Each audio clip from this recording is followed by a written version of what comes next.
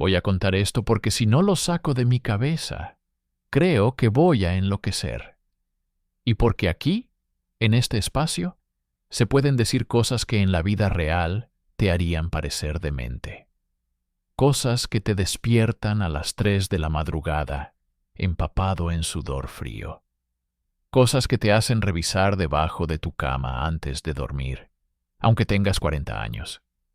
¿Por qué lo cuento? Porque esta historia me atravesó de una manera que nunca imaginé posible. Cuando digo que trabajaba en esa oficina, no crean que éramos amigos. Apenas nos saludábamos. Pero lo que vi, lo que viví, lo que todavía vivo cada maldita noche, me convirtió en parte de algo que nunca debí conocer. La ciudad de Guadalajara es así. Edificios de cristal donde la gente vive encerrada en cubículos, cumpliendo rutinas mecánicas. El ruido de teclados, el olor a café quemado, las quejas sobre el aire acondicionado. Una oficina común en Puerta de Hierro. Nada especial. Nada que anunciara el horror que vendría. Pero en el cubículo de al lado trabajaba Daniel. Ingeniero civil, 35 años, siempre impecable. Casado, con una niña de 4 años. El hombre perfecto. El empleado modelo. Hasta que empezó ese maldito proyecto en la Sierra de Nayarit. Al principio todo parecía normal. Daniel viajaba cada semana a negociar con comunidades huicholas para una carretera. Iba los lunes, volvía los viernes. Pero después de 3 meses, algo cambió. Y ese cambio fue como ver a alguien pudrirse desde adentro. Daniel empezó a llegar diferente. Más delgado, con ojeras que parecían huecos en su cara. Dejó de hablar con nosotros. Se quedaba inmóvil frente a su computadora durante horas, con los dedos suspendidos sobre el teclado, sin escribir nada. Y murmuraba. Murmuraba, en un idioma gutural, que hacía que se te erizara la piel solo de escucharlo. Pero lo peor era el olor. Un olor a tierra mojada, a carne descompuesta, a algo antiguo y podrido que no debería existir en una oficina con aire acondicionado. Y sus manos. Sus manos empezaron a tener tierra bajo las uñas. Tierra negra, casi aceitosa, que nunca se limpiaba completamente. Una noche, trabajando hasta tarde, escuché algo en su cubículo. Eran casi las 11. Yo era el único en el piso, o eso creía. Me asomé y ahí estaba Daniel, sentado en la oscuridad, sin computadora encendida, completamente inmóvil. Sus ojos estaban abiertos pero completamente blancos, como si las pupilas se hubieran enrollado hacia atrás. Daniel, susurré. Su cabeza giró hacia mí con un movimiento antinatural, demasiado rápido, como una marioneta jalada por cuerdas invisibles. Y sonrió. Pero no era su sonrisa. Era algo más amplio, más tenso, como si los músculos de su cara estuvieran siendo forzados por algo dentro de él. «Ella me está esperando», dijo con una voz que no era la suya. Era más grave, rasposa, como si tuviera la garganta llena de tierra. «Ella me llama cada noche, y yo tengo que ir. Tengo que pagar». «¿Pagar qué?», pregunté, sintiendo que mis piernas temblaban. «Lo que tomé, lo que destruí, lo que profané». Y entonces sus ojos volvieron a la normalidad de golpe. Me miró confundido, como si acabara de despertar. «¿Qué hago aquí?», preguntó con su voz normal. «¿Qué hora es?». Salí de ahí lo más rápido que pude. 2 semanas después, su esposa Patricia llegó a la oficina. Estaba destruida. Cabello sin lavar, ropa arrugada, ojos rojos e hinchados. La niña en sus brazos lloraba sin parar, un llanto agudo y desesperado que te taladraba el cerebro. Me vio y se aferró a mí como si fuera su última esperanza. «Tú trabajas con Daniel. Tú lo has visto. Por favor, dime que no estoy loca. Dime que tú también has notado que algo está mal». La llevé a la cafetería. Y ahí, con voz quebrada, me contó el infierno en el que se había convertido su vida. Mi marido ya no es humano, dijo, y la forma en que lo dijo me heló la sangre. No dijo, ya no es el mismo, dijo, ya no es humano. Llega a casa y no me reconoce. Me mira como si fuera un obstáculo. A veces gruñe. Gruñe como un animal. Se despierta en las madrugadas y lo encuentro en el jardín, cavando con las manos desnudas, metiéndolas en la tierra hasta que sangran. Y cuando le pregunto qué hace, me dice que está buscando el camino de regreso. Patricia sacó su teléfono con manos temblorosas. Tengo que mostrarte algo. Nadie me cree. Todos piensan que lo edité, que es falso. Pero juro por mi hija que es real. Me mostró un video, grabado con la cámara de seguridad de su casa, en la sala, a las 3:33 de la madrugada según el timestamp. En el video se veía a Daniel parado en medio de la sala, completamente inmóvil, mirando hacia la ventana. Eso ya era perturbador. Pero entonces, algo empezó a materializarse detrás de él. Al principio era solo una sombra, una mancha oscura que no debería estar ahí con las luces apagadas. Pero fue tomando forma. Una figura femenina, alta, demasiado alta, con cabello que caía hasta el suelo como una cascada de tinta negra. Vestida de blanco, pero un blanco sucio, como tela que hubiera estado enterrada durante años. La figura se acercó a Daniel, y él, sin voltear, sin moverse, empezó a sonreír. Esa misma sonrisa antinatural que yo había visto en la oficina. La figura extendió una mano hacia su hombro. Y en el momento en que lo tocó, Daniel se convulsionó violentamente, su cuerpo sacudiéndose como si recibiera descargas eléctricas. Pero no gritó. No hizo ningún sonido. Solo siguió sonriendo. Y entonces la figura se inclinó hacia su oído, como si le susurrara algo. Y juro por Dios que en el video se puede escuchar una voz femenina, pero distorsionada, como si viniera de muy lejos y muy cerca al mismo tiempo. Ya casi es hora. Ya casi vienes conmigo. El video terminaba ahí porque Patricia, quien lo estaba viendo en vivo desde su teléfono en la habitación, había corrido a la sala. Pero cuando llegó, Daniel estaba solo, acostado en el suelo, inconsciente, con sangre saliendo de su nariz y sus oídos. Eso fue hace 5 días, dijo Patricia. Desde entonces, la niña no deja de llorar. Dice que la señora sin cara la mira desde el closet. Dice que le promete llevársela con su papá. Y yo también la he visto. Se levantó la manga de su blusa. Su brazo estaba cubierto de moretones. Pero no eran moretones normales. Tenían forma de dedos. Dedos largos, demasiado largos, que habían apretado su brazo con fuerza inhumana. Me agarró anoche, susurró. Estaba dormida y sentí que algo me jalaba del brazo. Abrí los ojos y ahí estaba, inclinada sobre mí.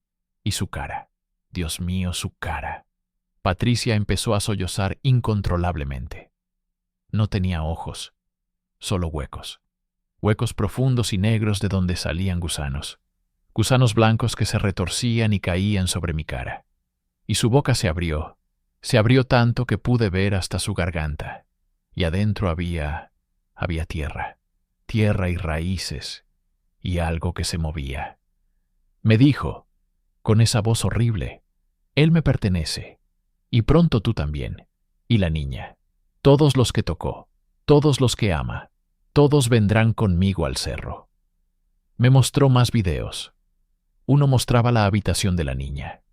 En medio de la noche, todos los juguetes empezaban a moverse solos, organizándose en un círculo perfecto. Y en el centro del círculo, dibujado con algo oscuro en el piso, Patricia juró que era tierra, había un símbolo que ninguno de los dos reconocía. Otro video mostraba el baño, el espejo empañado y en el vapor, palabras escritas en un idioma desconocido. Pero debajo, En español, una frase clara. 3 días.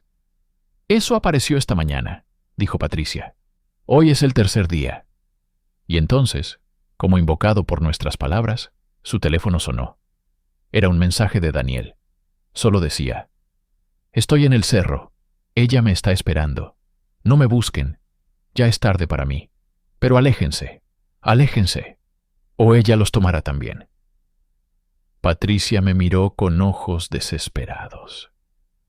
Tengo que ir. Tengo que encontrarlo antes de que sea demasiado tarde. Por favor, ayúdame. Tú eres el único que me cree. Y yo, Dios me perdone, acepté. Salimos esa misma tarde hacia Nayarit. Dejamos a la niña con la madre de Patricia, aunque la niña gritaba y se aferraba a su madre, repitiendo una y otra vez: «No vayas, mami. La señora sin cara dice que si vas, no vuelves. Dice que te vas a quedar con ella y con papi en el cerro para siempre». El viaje fue una pesadilla. Cada kilómetro que avanzábamos hacia la sierra, el cielo se volvía más oscuro, aunque era apenas media tarde. Nubes negras y pesadas que parecían seguirnos. Y en la radio, solo estática. Estática que a veces, si escuchabas con atención, parecía formar palabras. Palabras en ese idioma gutural que Daniel murmuraba. Patricia iba callada, aferrando una cruz que su madre le había dado. Pero yo notaba algo. Cada vez que pasábamos por un pueblo, la gente nos miraba. Nos miraba con una mezcla de miedo y lástima, como si supieran exactamente a dónde íbamos. Como si supieran que no volveríamos. Llegamos al primer pueblo al anochecer. Un lugar pequeño, casi abandonado. Las pocas personas que vimos en las calles se metieron rápidamente a sus casas cuando nos vieron, como si fuéramos portadores de una plaga. Preguntamos por Daniel en la única tienda abierta. El dueño, un hombre de unos 60 años, palideció cuando mencionamos su nombre. Ese hombre despertó algo que debía seguir dormido, dijo con voz temblorosa. Ese hombre profanó el cerro sagrado, destruyó el lugar donde Shitakame descansa, y ahora ella está despierta, y está hambrienta. ¿Dónde está mi esposo?, exigió Patricia. El hombre negó con la cabeza. Su esposo ya no existe. Lo que queda de él está en el cerro, pero ya no es humano. Es de ella ahora. Es su esposo, su sirviente, su alimento. «Dígame dónde está», gritó Patricia. El hombre, con manos temblorosas, dibujó un mapa en un pedazo de papel. «Aquí. Pero no vayan. Por favor. Cada persona que sube a ese cerro alimenta su poder. Cada alma que toma la hace más fuerte. Ya se llevó a 3 trabajadores de la carretera. Ya se llevó a un sacerdote que intentó bendecir el lugar. Y ahora quiere a su esposo. Y a ustedes. Ignoramos su advertencia. Qué estúpidos fuimos. Comenzamos a subir al cerro a la mañana siguiente. Conseguimos un guía, un joven llamado Hilario que aceptó llevarnos solo porque necesitaba desesperadamente el dinero. Pero vi el miedo en sus ojos. Un miedo profundo, primitivo. «Hay reglas», dijo antes de empezar. «No hablen innecesariamente. No respondan si escuchan voces que los llaman por su nombre. No miren directamente a las sombras que se mueven entre los árboles. Y sobre todo, no toquen nada. Nada de lo que vean en el camino es real. Es ella, jugando con ustedes». Empezamos a subir. Los primeros 30 minutos fueron normales. Pero después, el bosque cambió. Los árboles se volvieron retorcidos, con formas que parecían cuerpos humanos congelados en agonía. Las ramas parecían brazos extendidos, suplicando. Y en los troncos, si mirabas de cerca, podías ver caras. Caras talladas en la madera, con bocas abiertas en gritos silenciosos. El silencio era absoluto. Ni pájaros, ni insectos, ni viento. Solo nuestros pasos y nuestra respiración. y a veces, muy a lo lejos, un sonido, como un canto femenino, hermoso y terrible al mismo tiempo. «No lo escuchen», advirtió Hilario. «Es ella, está llamándolos». Pero era difícil no escuchar. La voz era hipnótica, seductora. Prometía descanso, paz, un final al sufrimiento. Y parte de mí quería seguirla, quería dejar de caminar y simplemente rendirse a ese canto. Después de 2 horas, Patricia se detuvo bruscamente. ¿Escucharon eso? ¿Qué? Pregunté. Mi nombre. Alguien dijo mi nombre. Hilario palideció. No respondas, no mires, sigue caminando. Pero era tarde. Patricia ya estaba mirando hacia el bosque, hacia la oscuridad entre los árboles. Y yo, siguiendo su mirada, lo vi. Una figura, parada entre 2 árboles, completamente inmóvil. Era Daniel, o algo que se parecía a Daniel. Pero estaba mal. Sus proporciones estaban mal. Sus brazos eran demasiado largos. Su cabeza estaba inclinada en un ángulo imposible. Y sonreía. Esa sonrisa horrible, demasiado amplia. «Daniel», susurró Patricia, dando un paso hacia él. «¡No!», gritó Hilario agarrándola del brazo. «No es él, es una trampa». Pero la figura habló, y era la voz de Daniel. «Patricia, amor, ven conmigo. Ella nos está esperando. Vamos a estar juntos para siempre. Tú, yo y la niña. Una familia. En el cerro. Para siempre». Patricia empezó a caminar hacia él, como hipnotizada. Tuve que jalarla, casi arrastrarla. Y cuando lo hice, la figura de Daniel se distorsionó, se estiró, se convirtió en algo alto y oscuro que aullaba con rabia. Corrimos. Corrimos sin mirar atrás, siguiendo a Hilario que conocía el camino. Y detrás de nosotros, escuchábamos pasos, muchos pasos, como si un ejército nos persiguiera. Llegamos a una formación rocosa, piedras enormes apiladas de manera imposible, y entre ellas una abertura, una cueva que exhalaba un olor a putrefacción tan intenso que me hizo vomitar. «Aquí es», dijo Hilario. «Aquí es donde ella vive. Aquí es donde tiene a su esposo». La entrada de la cueva estaba decorada, pero no con flores o velas. Estaba decorada con huesos, huesos humanos dispuestos en patrones complejos, y cráneos. Docenas de cráneos, todos mirando hacia la entrada, como advirtiendo a quien se atreviera a entrar. Patricia, sin dudarlo, sacó una linterna y entró. Yo la seguí, cada instinto en mi cuerpo gritándome que huyera. La cueva era profunda, húmeda, viva. Las paredes palpitaban como si fueran carne, y estaban cubiertas de algo viscoso que brillaba débilmente en la oscuridad. Cuando toqué una pared sin querer, sentí que se movía bajo mi mano, como piel sobre músculo. Avanzamos quizás 50 metros. El túnel se hacía más estrecho, más bajo. Teníamos que arrastrarnos. Y el olor a muerte, era tan intenso que respirar era agonía. Y entonces llegamos a una cámara. Era grande, del tamaño de una habitación, y estaba iluminada, pero no con fuego o linternas. Estaba iluminada con una luz verdosa, enfermiza, que parecía venir de las paredes mismas. Y ahí, en el centro, estaba Daniel. Pero lo que vimos no era humano, no completamente. Daniel estaba sentado, con las piernas cruzadas, pero su cuerpo estaba cambiado. Su piel tenía un tono grisáceo, casi verde. Sus venas eran negras y se veían claramente bajo la piel, pulsando con algo que no era sangre. Sus ojos estaban completamente blancos, sin pupilas, llorando un líquido negro y espeso. Y de su boca, de sus oídos, de su nariz, salían raíces. Raíces delgadas que se hundían en el suelo de la cueva, conectándolo con la tierra. Pero lo peor era su expresión. Estaba sonriendo con éxtasis, con felicidad absoluta. como si estuviera experimentando el mayor placer imaginable. «Daniel», susurró Patricia acercándose. Los ojos de Daniel se movieron hacia ella, y habló, pero su boca no se movió. La voz salía de todas partes, de las paredes, del suelo, del aire mismo.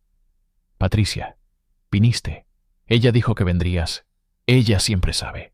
Ella lo ve todo». «Daniel, tenemos que sacarte de aquí», dijo Patricia llorando. «¿Sacarme? ¿Por qué querría irme? Aquí estoy completo. Aquí estoy en paz. Ella me ama. Me ama de una manera que tú nunca podrías. Me ama hasta los huesos, hasta la médula, hasta el alma». Y entonces, detrás de Daniel, algo se movió en las sombras. Era ella, Shitakame. Y lo que vi me rompió algo fundamental en mi mente. Algo que nunca se reparó. Era alta, tan alta que tenía que estar encorvada para caber en la cámara. Su cabello era negro, sí, pero no era cabello. Eran miles de gusanos negros que se retorcían y caían constantemente, solo para volver a trepar por su cuerpo. Su vestido blanco estaba hecho de piel humana, cosida con tendones, decorada con dientes. Pero su cara, Dios, su cara, no tenía ojos, solo cuencas profundas de donde salían más gusanos. Su nariz era solo 2 agujeros en el cráneo. Y su boca se abría y se abría y se abría, revelando hileras e hileras de dientes, no humanos, sino de animales, de todas las criaturas imaginables. Y detrás de los dientes, oscuridad absoluta, un vacío que parecía succionar la luz misma. Y cuando habló, no usó voz, usó nuestras mentes. Sus palabras aparecían directamente en nuestros cerebros, como cuchillos hundiéndose en tejido blando. Vinieron, qué amable, más alimento, más amor, más carne para mi cerro. Patricia gritó con una intensidad que nunca había escuchado en un ser humano. Y corrió hacia la salida. Yo intenté seguirla, pero algo me agarró del tobillo. Miré hacia abajo y era Daniel, o su mano. Pero los dedos eran demasiado largos, las uñas demasiado afiladas, la piel demasiado fría. «Quédate», dijo con esa voz que venía de todas partes. «Quédate con nosotros. Ella tiene hambre. Y tú viste, tú entraste. Ahora eres parte de esto, para siempre». Pateé su mano con todas mis fuerzas. Escuché huesos romperse, pero no me soltaba. Y entonces, Shitakame se movió. Se movió con una velocidad imposible, deslizándose por el suelo como una serpiente, acercándose a mí. Extendió su mano hacia mi cara. Sus dedos eran huesos cubiertos de carne podrida. Y cuando me tocó, sentí algo que nunca podré describir completamente. Sentí como si me estuviera vaciando, como si estuviera succionando mi esencia, mi vida, mi alma, a través de ese simple toque. Vi cosas. Vi el cerro hace 1000 años. Vi sacrificios. Vi sangre empapando la tierra. Vi a Shitakame siendo creada, naciendo del dolor y la muerte de cientos de personas. Vi su propósito: proteger la tierra, castigar a los profanadores, alimentarse de los que osaban tocar lo sagrado. Y vi mi futuro. Me vi a mí mismo, sentado junto a Daniel, con raíces saliendo de mi cuerpo, sonriendo esa sonrisa horrible, mientras ella se alimentaba de mí lentamente, durante años, durante décadas, manteniéndome vivo, solo para prolongar mi agonía. Pero entonces, un grito. Hilario había entrado. Hilario, ese joven valiente, había entrado con un recipiente de gasolina y una antorcha encendida. «¡Suéltalo!», gritó, arrojando gasolina hacia Shitakame. Ella siseó, un sonido que hizo que sangraran mis oídos, y me soltó. Hilario me agarró y me arrastró hacia la salida mientras arrojaba la antorcha. El fuego se extendió rápidamente, y los gritos que salieron de esa cueva, no eran de este mundo. Eran gritos de rabia, de dolor, de algo antiguo siendo herido. Corrimos. Corrimos más rápido de lo que creía posible. Patricia nos esperaba afuera, histérica. Bajamos el cerro en tiempo récord, resbalando, cayendo, levantándonos, sin mirar atrás. Pero yo sabía. Sabía que el fuego no la había matado. Sabía que solo la había enfurecido. Llegamos al pueblo al anochecer. La gente nos miraba con horror. Hilario fue directamente con su abuela, doña Remedios. La anciana me miró a los ojos y negó con la cabeza lentamente. La tocaste. Ella te tocó. Ahora eres suyo. No importa dónde vayas. No importa qué hagas. Ella vendrá por ti. ¿Cuánto tiempo tengo?, pregunté con voz temblorosa. Depende de cuánto te haya tomado. Días, semanas, meses, pero vendrá. Patricia y yo volvimos a Guadalajara esa misma noche. No hablamos durante todo el viaje. ¿Qué podíamos decir? Reportamos a Daniel como desaparecido. Hubo búsquedas, investigaciones. Nunca encontraron nada. Oficialmente Daniel sigue desaparecido. Patricia intentó volver a su vida normal, pero no pudo. 2 semanas después de nuestro regreso, me llamó a las 3 de la madrugada. Está en mi casa, susurró. Está parada en la sala, mirándome, y tiene a Daniel con ella, pero él está podrido, está muerto, pero se mueve, y me está sonriendo. Patricia, sal de ahí, sal ahora. No puedo. Mis piernas no se mueven. Ella está en mi cabeza. Puedo sentirla. Está diciéndome que vaya con ella, que es hora, que la niña estará mejor sin mí, que en el cerro encontraré paz. Patricia, no. Pero escuché pasos en el teléfono, pasos acercándose, y entonces la voz de Patricia cambió. Se volvió más profunda, más rasposa. Tú eres el siguiente, dijo con esa voz horrible. Te veo, te huelo, sé dónde estás, y pronto, muy pronto, vendré por ti. La llamada se cortó. Encontraron a Patricia 3 días después, en el bosque de la primavera, a las afueras de Guadalajara. Estaba sentada contra un árbol, con las piernas cruzadas, con raíces saliendo de su boca, de sus ojos, de sus oídos. Muerta, pero sonriendo. La autopsia oficial dijo, causa desconocida, pero yo sé la verdad. Han pasado 6 meses. 6 meses de infierno. La veo todas las noches. Shitakame, parada al pie de mi cama, observándome. Cada noche está más cerca. Cada noche puedo ver más detalles de su rostro horrible. Y puedo sentirla. Puedo sentirla en mi cabeza, susurrando, prometiendo, seduciendo, diciéndome que deje de luchar, que me rinda, que vaya con ella. He intentado todo. Sacerdotes, chamanes, curanderos. Nada funciona. Porque, como dijo doña Remedios, una vez que ella te toca, eres suyo. Mi cuerpo está cambiando. Mis venas se están volviendo negras. A veces toso y sale tierra. Tierra negra y húmeda que no debería estar dentro de mí. Y mis sueños. En mis sueños estoy en el cerro. Estoy en esa cueva. Y estoy sonriendo. Anoche fue diferente. Anoche no solo observó. Anoche se acercó. Se inclinó sobre mí. Y susurró directamente en mi oído, con aliento que olía a tumba. Mañana vienes conmigo. Mañana te llevo a casa. Y lo peor, lo absolutamente peor, es que parte de mí quiere ir. Parte de mí está cansada de luchar. Parte de mí quiere esa paz que vi en los ojos de Daniel. Estoy escribiendo esto como advertencia, como testimonio, como prueba de que hay cosas en este mundo que no entendemos. Cosas antiguas, cosas hambrientas, cosas que no perdonan. Si están leyendo esto, si encuentran este texto, significa que ya me fui. Significa que Shitakame finalmente vino por mí.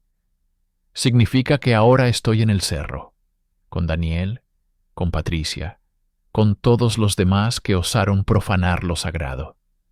Y si alguna vez, tienen la oportunidad de trabajar en un proyecto que involucre tierras indígenas, lugares sagrados, cerros antiguos.